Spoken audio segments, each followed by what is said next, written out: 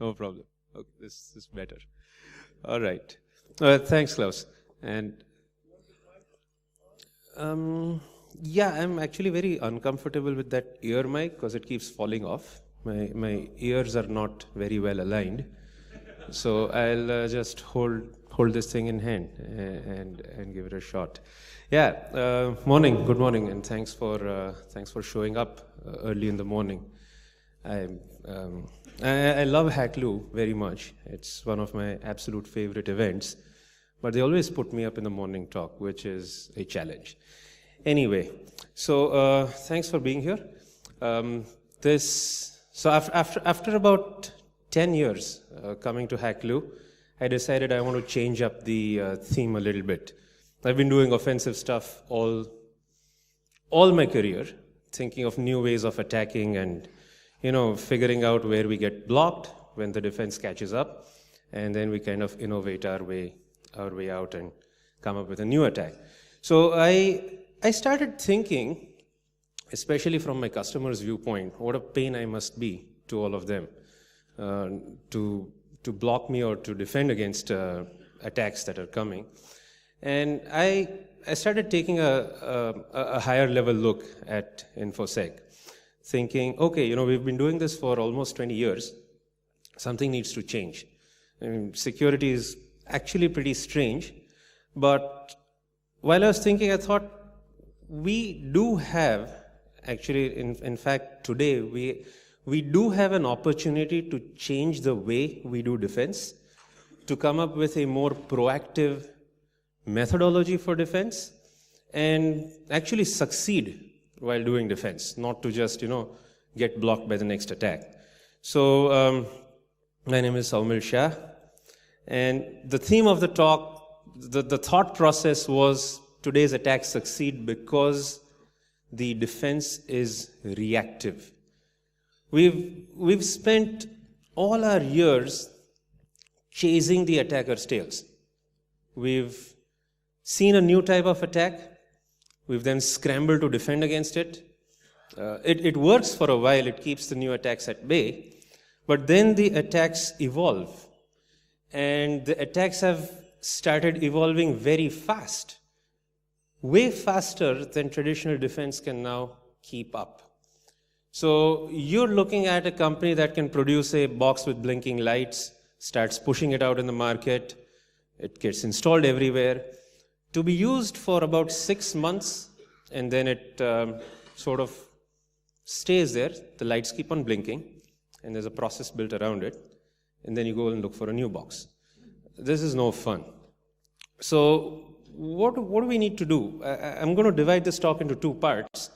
The first part is kind of, okay, how we got here. And the second part is, all right, what do we do about it? So if you start tracing back from, say, 10, 15 years ago, and look at where targets have been, targets have shifted. When I started pen testing, it was all about servers. Then it moved. The targets follow the path of least resistance. So as one area starts getting hard, you open up a new area. You go to applications, desktops, browsers, and now the attacks follow the pockets. You're carrying kind of an attack with you wherever you go. And now, of course, there's the whole Internet of Things thingy out there, which also is a vast attack carrier. The motivation of attacks, a lot of people have talked about it. The motivation is very clear. It's all about the money. Whenever you can figure out a way of making money, you have an attack technique coming up for that. And just when we thought we had a handle on DDoS, well, here we go. DDoS to the max again. Can probably take out a whole nation with the kind of flood that we saw from the botnet of things.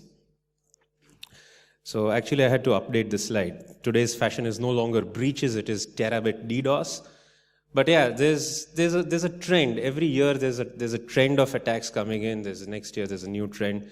Breaches have now become so commonplace that, yeah, you used to get really excited. Oh wow, Sony got hacked and they got owned and they got like slaughtered through the press. But there's not enough press, not the same magnitude of press about Yahoo. It's like, okay, we've become numb to it. yeah, breaches will happen. Oh shit, there goes our passwords again. And we kind of just, we don't bother about it. We close down our Yahoo account and open up some other junk email account to collect spam. I wonder if Google gets breached, what are we going to do?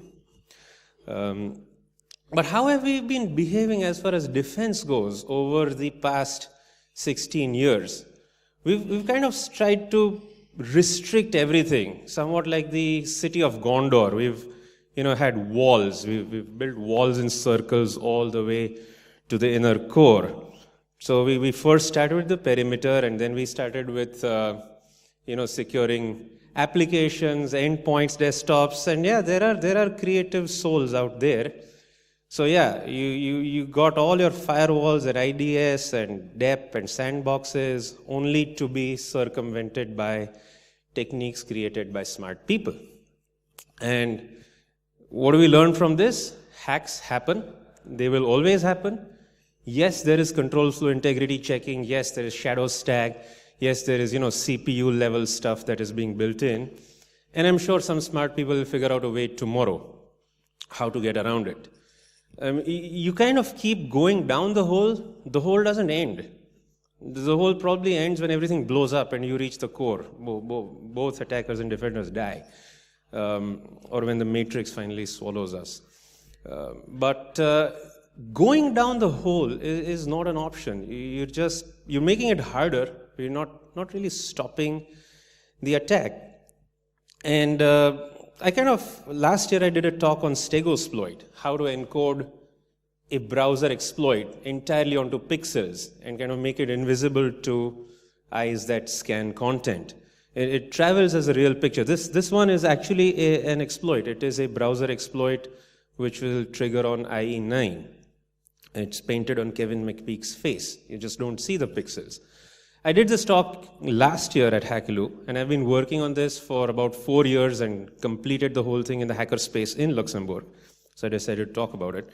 But when I reflect back onto why Stegosploit happens, it's exactly the reason. You are being blocked, so you kind of figure out a new way of tunneling attacks or carrying attacks on images. You just find creative ways of packing things together to make it succeed. I read a really nice blog on architecture, and somebody described this concept of Nakatomi space. This appealed to me very much, and in Infosec it's exactly like this. Nakatomi space is basically you can traverse interiors in ways that they were never intended to be traversed. Like Bruce Willis can move up and down a multi-storied building without using traditional means of access. And as infrastructure goes complex, there is more and more Nakatomi space being added into everything.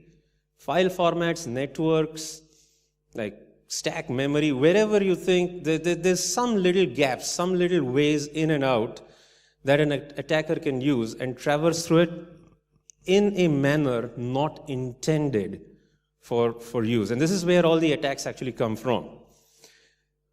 Can we really try and block Nakatomi space? No, it's a part and parcel of the infrastructure. It just comes. It's given. You can't really clamp it down. If we look at how exploit developers were, like about 12 years ago, there's a photograph from is a photograph from Black Hat 2003.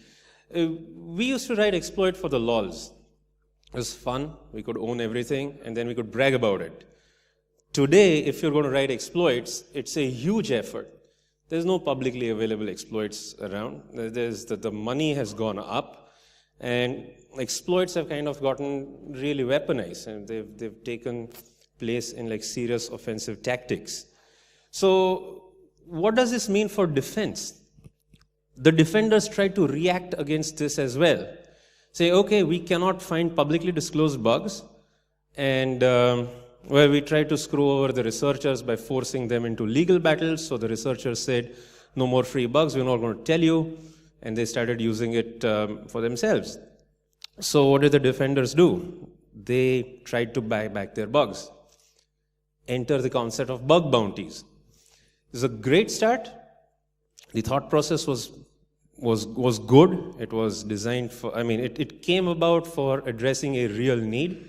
And the real need was to credit the researchers for their effort and kind of say thank you. The problem happened when they started escalating the stakes. So from being a thank you game, an appreciation game, it became a money game. And as with money, the escalation started pretty fast. I'm not going to rant about bug bounties, but I am not a believer in the present form of bug bounties. Had it retained the original thought process, yeah, that's very good. But you see that bug bounties did try to fill a reactive need. And what's happened now? You have situations like this. Bug bounties have not remained bounties in the true sense, but they've become sort of a trading platform, a weapons acquisition market. If you have Zerodium declaring a bug bounty for iOS, that's not really bug bounty. The spirit of the bug bounty means the vendor is buying the bug back. I mean, Zerodium is definitely not going to give the bug to Apple. Not after they paid $1 million, or now it's like 1.5 million. And it's just getting out of control. You're acquiring bugs and then using it recklessly. This is not what it was. So my take on everything reactive is that don't play this game. It's not going to benefit you. It's just going to drain you out of money and time and publicity. You're not really going to improve much. I mean, Apple has now started a private bug bounty. Only like 8 or 9 people can contribute to it and they'll get paid. But that's sort of like saying, yeah, we have an open bug bounty, but not really open because Apple doesn't really like anything open. Anyway, that's a subject that we can debate later. Quickly cutting to how users behave. And user behavior is one of my pet points, has sort of devolved over several years, especially over the 2 decades. And the problem with user behavior is where users have remained the same and advanced technology is advanced. Sometimes you don't know how to use advanced technology and you step into an Airbus and total it. This is what happens when users are given, what do you think happens when users are given a smartphone with a camera? They do this. Yeah, I mean, why not? This was in August. So how do you protect user safety when you've kind of enabled the user and made them feel good about tweeting pictures of their debit cards? Whose fault is it? The banks? Surely the banks are going to get blamed, but what do you do? There's several points that I agree and disagree with Schneier, but one of the points that I really agree with is you give the user a choice about security, the user's rarely going to make the right choice about security. They will choose features, fun, and frolic over security any day. If a pop-up is bugging them from dancing pigs, they'll click OK just to get to see the dancing pigs. It's true. So so far we've seen a very reactive approach to defense. One of the things that has arisen out of this whole reactive approach to defense is the whole phenomenon called compliance. Something happens and there's compliance being enforced in the name of security. There's a picture from my hometown where we have a law that riders of scooters and motorcycles must wear a helmet. Okay, this picture is compliant, but nothing to say about this person's wife who's riding behind, and if they get into a wreck, she'll have to be scraped off with a spatula. It is compliant, but it's not secure. So are these guys. These guys are all compliant. They probably still are, and they're getting breached. So the golden truth, you and I know, attackers don't follow standards and certifications. They never have, they never will.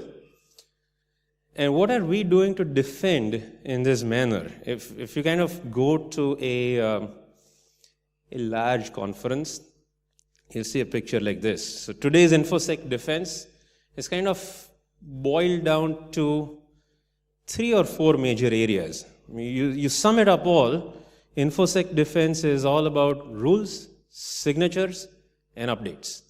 We've learned how to do this for 2 decades, and now we have this new thing called machine learning thrown in, as if it's going to solve everything for us. Where are we going with this? It's back to the same thing. It's about being reactive. I mean, we know antivirus has its limitations. I'm not going to knock it because, it served its purpose. Frustrated me sometimes. But we don't sort of learn lessons from 10 years ago, and we have more statements coming up saying, okay, we stopped 99% of malware attacks before they happen. Well, that's great. You thought about what the other 1% would occupy? It's the 1% malware that really matters in today's age. They end up owning everything. Well, then your antivirus gets machine trained on this. Then they'll detect it, only to be owned by the other 1% of malware. And this game keeps going on. We've seen that existing strategies simply do not match attacker tactics. All right, so this is part one. We've come to a conclusion, this is not going to be the way we're going to defend ourselves. Something's got to change. So what is that change? Where are we headed in terms of defense if we want to do it right? The one thing I know is we have to switch our approach from being reactive to being proactive. And a proactive defense can only happen when you have the proper intelligence gathered to defend yourselves. There's a lot to be said about intelligence as well. And so many people say, so okay, do you mean that you should get threat intel feeds? Heck no.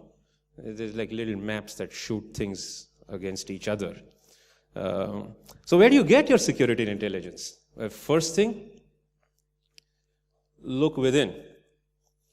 You pretty much have all the intelligence you want to be able to defend your own organization. Know yourself is the first approach.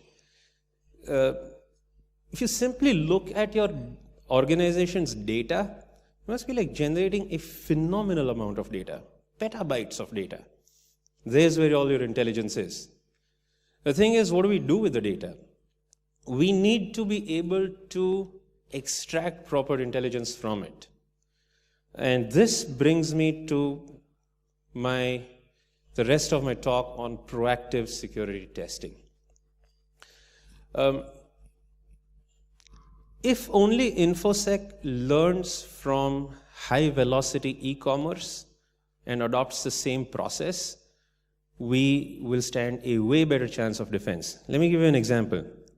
You see a large retailer like Amazon or a large e-commerce site. Not only do they sell very fast, but they keep a watch on every transaction. Where's the user looking? How are they clicking? Can we shorten the clicks? Are they using more mobile phones? Are they using more browsers? What's the bottlenecks in delivery? Can I shorten this curve? It's all about analysis and actions.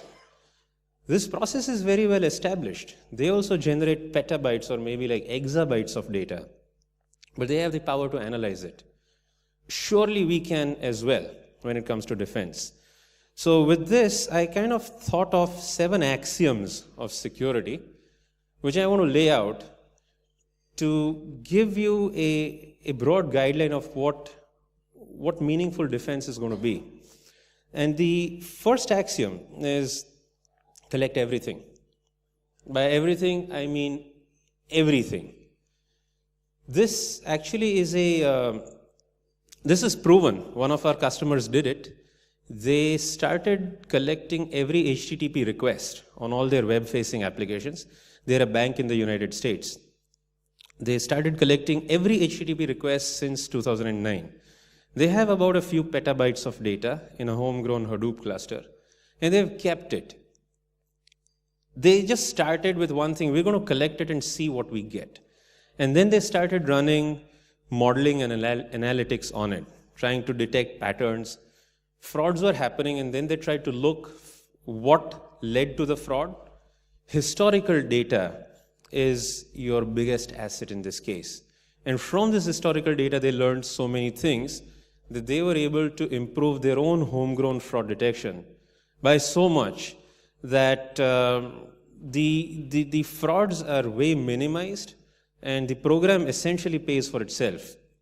They also ran the costs. It was like about $250,000 to fill up the hardware, and another similar amount, like $750,000 to run this program year after year. And this is nothing compared to the kind of frauds they saved. They were saving about 4 to 5 million in frauds simply using this strategy. And the strategy was based on the security data warehouse, as they called it. Now that is the first step to proactive security. And that's what set me thinking, saying, wait a minute, this is the way to go here. And look at Moore's law. Moore's law has proved that retention is cheaper than deletion. I haven't deleted anything from my computer over like 5 years. I've just gotten a bigger hard drive. And so it doesn't matter. Be Google. Hoard every little byte you can. So it costs you nothing to store it. In fact, it's like kind of more painful to scrub it properly. And the more valuable, the more age the data collects, the more valuable it gets, like a good vintage. There is, the value of historical data increases exponentially with time. Whenever something happens, you can always go back and look and really narrow down several root causes which you never knew. This is not going to give you the answers for everything, but it's going to help you arrive at conclusions really quickly. Now, what do you do after you collect everything? The second axiom is, if you can't measure it, you can't use it. This thought process came from a talk given by Marcus Raynham. He's one of the guys I respect very much. And he was speaking at IT Defense earlier this year in January in Mainz. And I woke up actually early for his keynote, one of the few keynotes that I attended. And he made a point that security is all about metrics. What are metrics? Metrics are nothing but measurable units of Infosec, or measurable units of anything. And it is like we really need metrics for several things, to either show that you're succeeding or failing. These are basically his slides that I want to repeat over here. And essentially to take informed decisions. His talk was all about how to establish metrics at a very high level. So you look through your process and make a note of what's quantifiable, measure it, track it if it's going up or down. And the real reason why metrics are very important, it is this slide, which I like very much. It's what he called a battle of two narratives. And this is typically what happens when decisions are being taken. Like some wizard will come and tell you that, oh, by moving to the cloud, you'll save $500,000 per year. And they're pulling numbers from thin air. They've pretty much, got nothing more than a wild thought over a cup of coffee, and they're going to make a business case out of it. The only way you can call bullshit on it is if you have metrics. So if you don't, this guy is going to get his way, and your initiatives are going to be sideways. If you have the metrics, you can either credibly defend against it, or justify what you're thinking of, or maybe actually even prove that they're right and take the right decision in this case. I loved Raynham's statement is, if you can't defend, then plan B is to come up with lies of your own, if you don't have metrics. But I've seen this with CISOs throughout the years. The main blockage for security is somebody from marketing comes and says, oh, if you do this, user experience is going to suffer. There's no way of measuring how many users are going to suffer. And I'm going to talk about users in a little bit. But if you actually measured and realize how many users are going to suffer, well, go for it. There's always collateral damage. We've kind of become numb to it, haven't we, in today's day and age? Right. The third axiom is, if you really want to test like an attacker. I mean, if you want to do red team thoroughly. I've like several instances of me walking into a red team engagement and the customer kind of starts throwing different rules. Like, oh wait, we got to wait for a production release. Don't test on production, you're going to kill it. Well, that's the idea, damn it. Don't perform intrusive testing. What's a non-intrusive penetration test? I mean, the words are just conflicting, aren't they? And then, oh yeah, this is out of scope, that is out of scope, that is out of scope. So what do you want me to do? Walk on the carpet? Oh yeah, this is my favorite. Oh, test during off-peak hours. Basically from 2 a.m. to 4 a.m. Okay, whatever, you know. So I asked them, saying, okay, who are you more scared of? Are you scared of attackers or auditors? And make a choice. If you're scared of the auditors, get a compliance report. I'll give you one for free and go away. It'll be all green. Save your time, save your money, don't bother me. But if it is attackers you're worried about, all these rules don't apply. Just do what an attacker does. Coming to users, this is axiom 4. And this kind of was inspired by a tweet debate between the Grug, who is a very dear friend of mine, and SP. It's high time we paid attention to user ratings. We've always talked about users. We've always told that users are stupid. No, they're not. They can be incredibly smart and incredibly stupid. And there's a curve. We've got to realize where we are with it. And that's what's going to make a big difference in our Infosec landscape.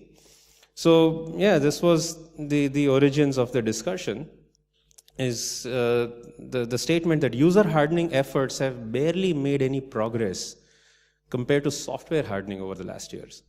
And it is time we look at this really seriously from an organization's point of view. It's like, okay, using metrics, using data that you collect, who are your users? Who are they? What are they? How mature are they in terms of Infosec practices? And your typical curve will always look like this. You'll have a lot of users on the low maturity curve to begin with. The moment you start measuring, you'll start seeing this bell curve appear. And then what do? You kind of classify them. There's the hopeless users. Yeah, there's the uninformed users, the proactive users, and the rock stars. Now, every user is different. You cannot use the same treatment for every user. This is the one big thing that organizations are doing and failing. If you try to force me to change my password 12 times a year, I will start writing it down. It doesn't work that way. You cannot apply the lowest common denominator across your entire user base. So what do? First of all, the hopeless users, they're always going to be an enigma. You give them anything, they'll do something stupid out of it. Leave them alone. Right? On the other hand, you have the rock stars. Leave them alone too, because they're doing the right thing. Maybe you want to learn from them. Maybe you want to convert your other proactive users to be rock stars too. But your main target area are the uninformed users, this middle segment. The good thing about these people is if you guide them, they will end up doing the right thing. So your goal is to kind of shift the curve, take the slice of uninformed users, and push them more proactive.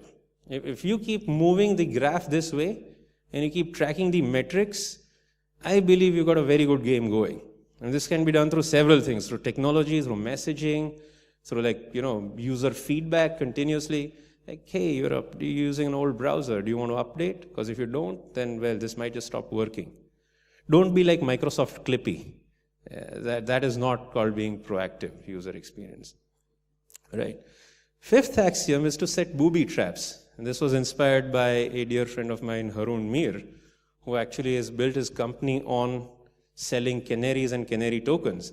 I mean, it's time that honey tokens made a comeback. See where your money is going, mark it, mark your data, mark your transactions, and keep an eye on them. I've suffered 3 credit card frauds in this past 1 year, all from Citibank. And they've issued me a new card every time, and then something happens, it gets breached. And I believe I'm not a stupid user. Something's happened. Now, I started thinking, they issue credit cards in batches. What if they end up retaining a few cards themselves? And these few cards will never be used. And you just program these credit card numbers into anything that takes a regular expression. The moment you see activity on these unused credit cards, even if it is a simple lookup query, be very aware, like, okay, what's happening? Track down your process and you'll see where this data is moving on the internet. You'll kind of catch where the leaks were, catch where the breaches were, and figure out something's happening before it really explodes.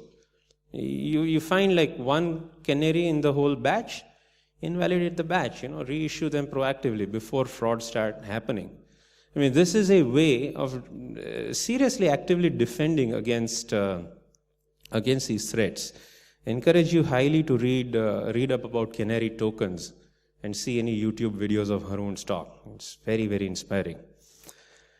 Sixth axiom is that analysis decides actions. Corollary is basically you will not take any action without proper analysis. So fair warning, for this one, there's a few block diagrams ahead. I generally don't like block diagrams, but I'm going to use them. So the way you want to do this, and this is what I saw with one of my banking customers, the guys who built the petabyte warehouse, is every new estimate, they kind of first estimated what impact it would have. So they decided very early on that we will not allow IE 6 to 8 in our organization.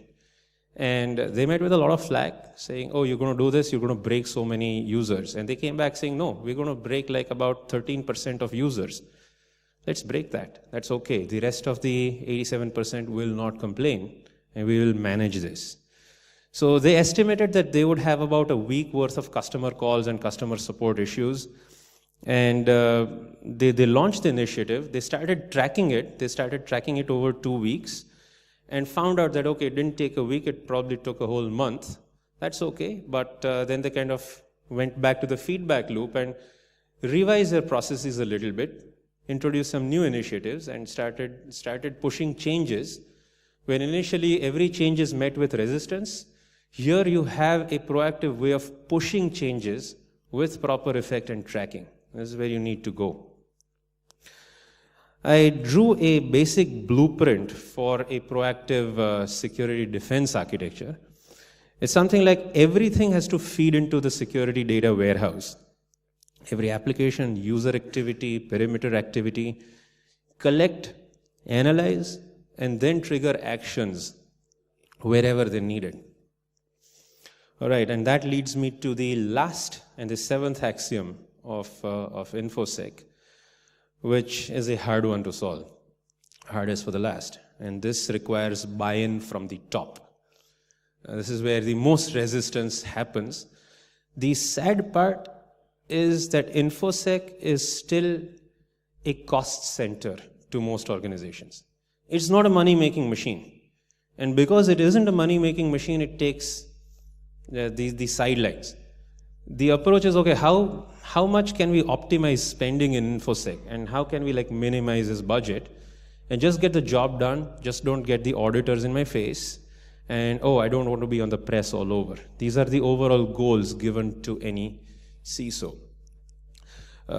This is not going to change. The cost center approach is not going to change. I mean, I don't know how Infosec is going to start making money for you unless you tell your banking red team to go attack other banks and steal money from them. But otherwise, you're not going to make money. So what do? I was then going through the job role of a CISO.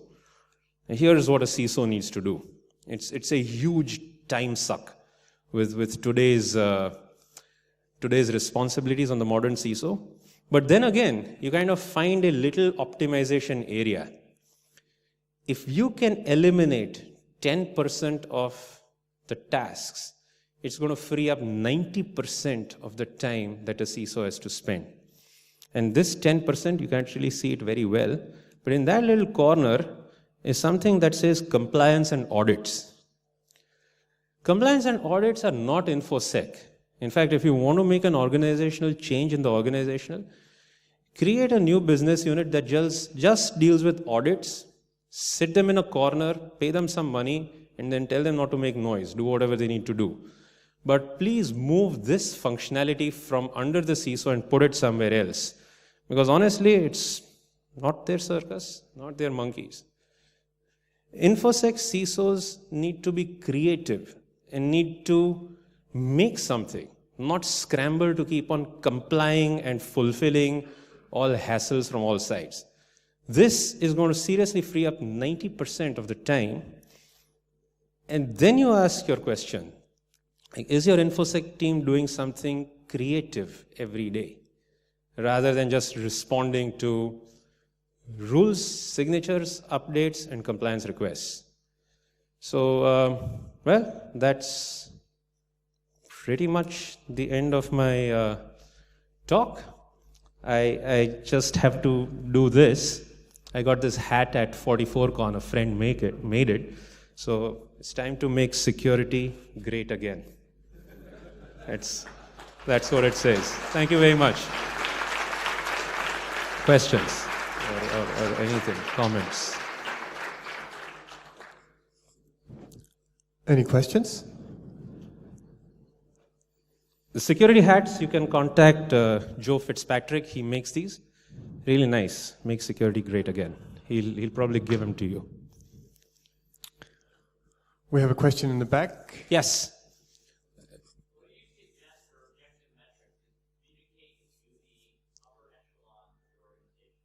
Objective method of communicating to upper...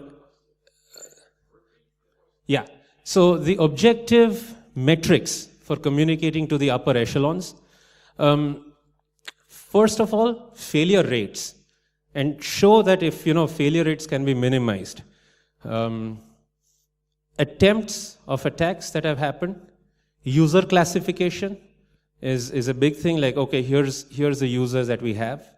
I'll give you an example about users. We had one bank in India roll out a fingerprint-based banking initiative. And they made a statement that, okay, with this, we're going to get rid of passwords forever, and everybody can use their fingerprints to log into internet banking from their phones. The fallacy here that was not backed up by numbers is that very few devices are touch ID enabled or fingerprint enabled. So for the vast majority, it's still going to be usernames and passwords. Even for the users who have the Touch ID, if they drop their phone in the toilet and get like a cheap knockoff phone, then they will degrade back to username and passwords. So to the attacker, Touch ID means just simply degrading to a lower quality hardware device, and you get it. So once you have these type of metrics put in place, you can make a very convincing point. Rest of it depends totally on the initiative that you want to launch.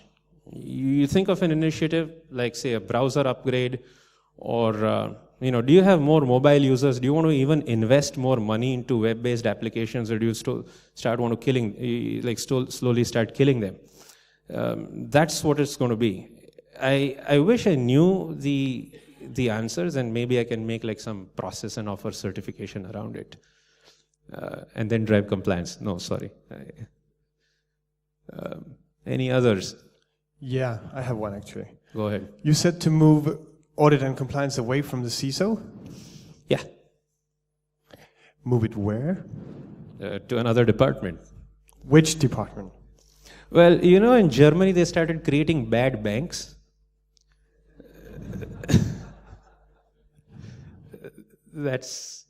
You have to create an audit department, I guess.